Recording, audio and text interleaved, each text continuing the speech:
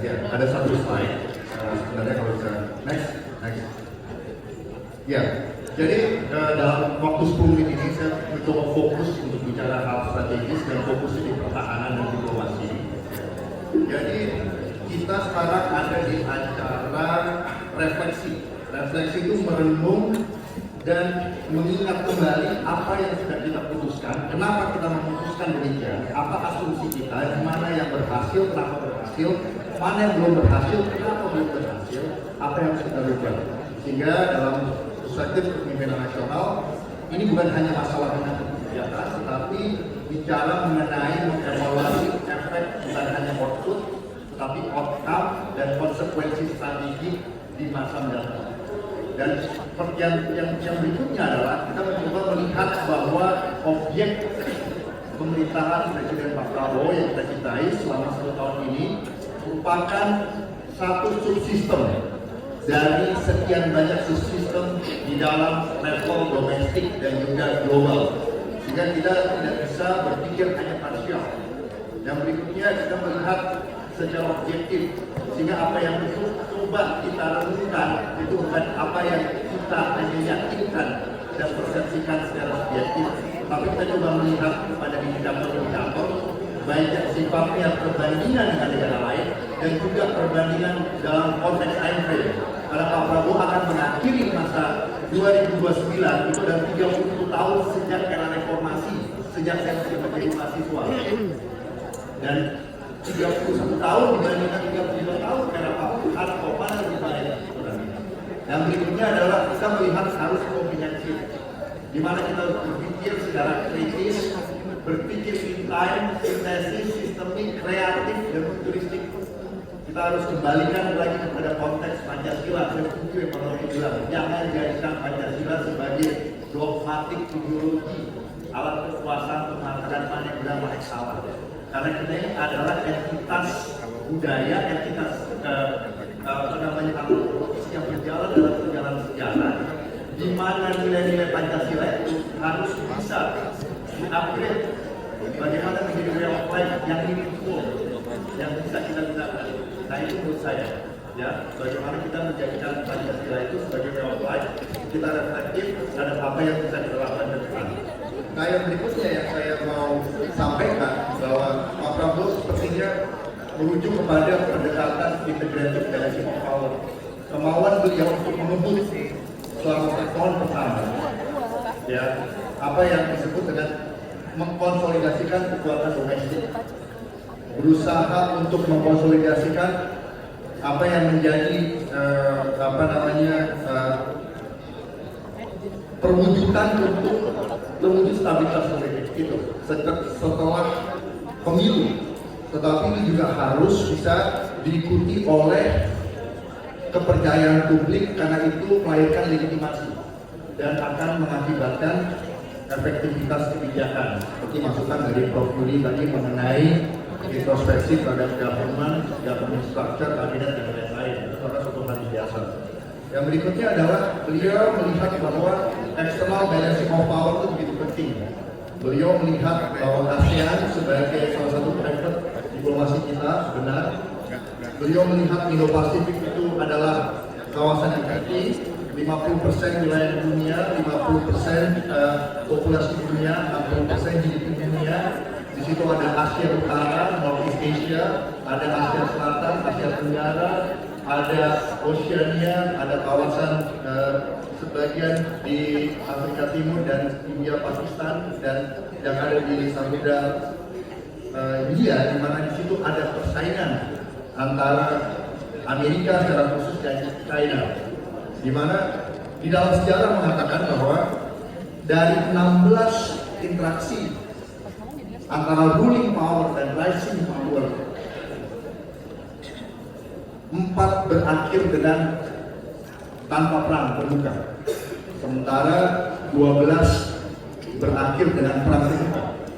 Nah, di dalam international politics ada spektrum kerjasama, spektrum kolaborasi, spektrum kompetisi, spektrum konflik terbatas, dan spektrum perang. Karena interaksi antara ruling power Amerika dan rising power China ini beresiko melahirkan perang terbuka, keduanya sebenarnya sedang menahan diri untuk akhirnya bersaing di dalam level kompetisi.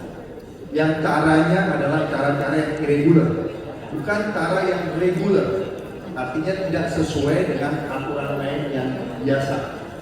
Di mana by definition, baik aktor negara ataupun aktor non-negara berupaya dengan proaktif untuk meng-create kondisi supaya populasi di dalam negara yang menjadi negara yang bersaing itu akhirnya beropini sedemikian berupa memberikan legitimasi kepada pemimpin politik yang terpilih, ya, dengan tujuan politik di mana akhirnya adalah ujung-ujungnya adalah masyarakat itu menjadi objek di dalam proses politik. Itu tadi sudah diingatkan.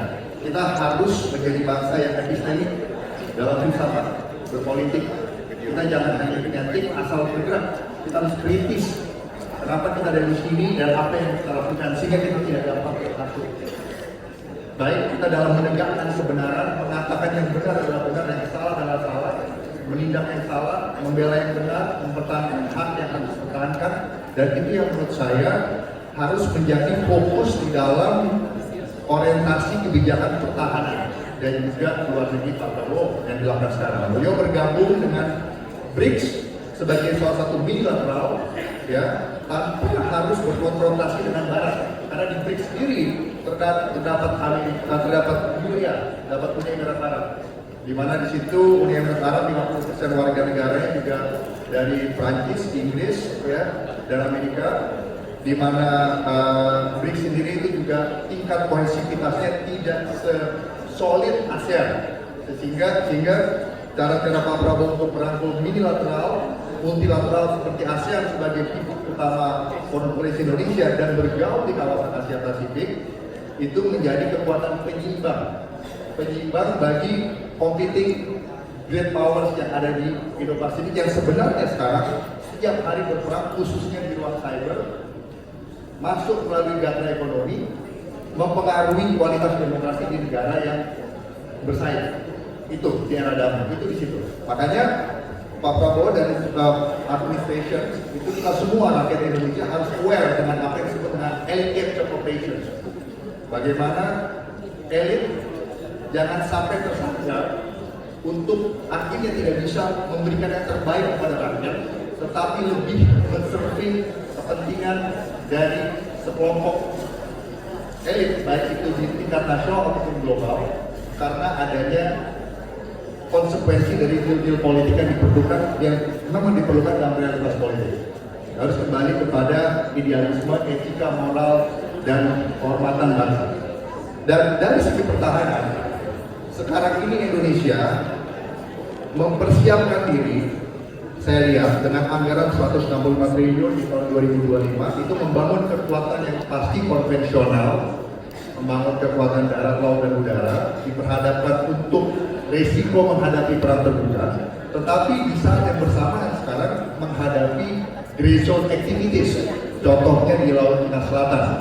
Nah, ini membutuhkan kemampuan untuk membangun pertahanan maritim, kemampuan deteksi, kemampuan kapal cepat, kemampuan perang bawah laut, anti perang bawah laut, kemampuan penginderaan udara, dan juga hal-hal yang sifatnya integrated antara darat, laut, udara, bahkan cyber dan space.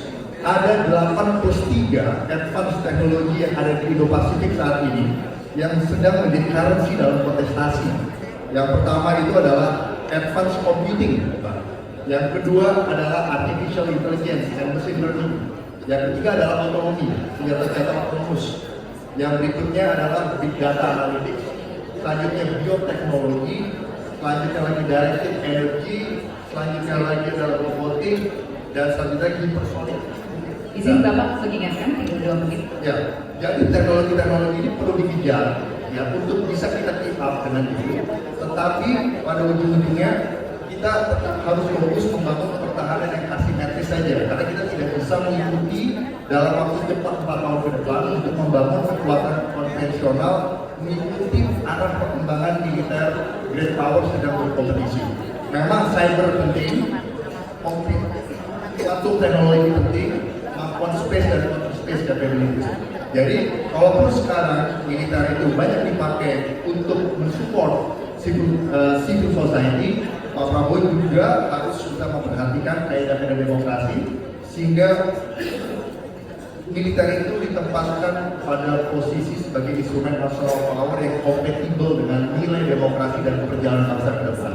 Sama dengan instrumen national power lainnya, bukan hanya dengan polisi, tapi dengan law enforcement, salah satunya polisi, intelijen, informasi, diplomasi, ekonomi, finansial, dan melibatkan seluruh komponen Tridharma Pancasila. Menurut saya itu saja yang bisa disampaikan. Saya rasa Pak Prabowo ingin supaya bisa mempercepat transformasi kekuatan potensial menjadi kekuatan real yang harus kita cek tahun demi tahun sampai 4 tahun ke depan sampai di mana progresnya, sehingga diharapkan 2029 ada Indonesia lebih baik dibandingkan tahun 1966 sampai 1998. Demikian yang saya sampaikan Bu Menlu. Terima kasih. Baik, terima kasih Prof. Wibawanto atas waktunya dan juga penjelasannya tadi sudah kita simak. Boleh dong tepuk tangan sekali lagi untuk seluruh narasumber kita dalam forum dialog ini yang sudah memaparkan dan juga menyampaikan sudut pandang masing-masing mengenai bagaimana catatan, refleksi, masukan dan juga apresiasi terhadap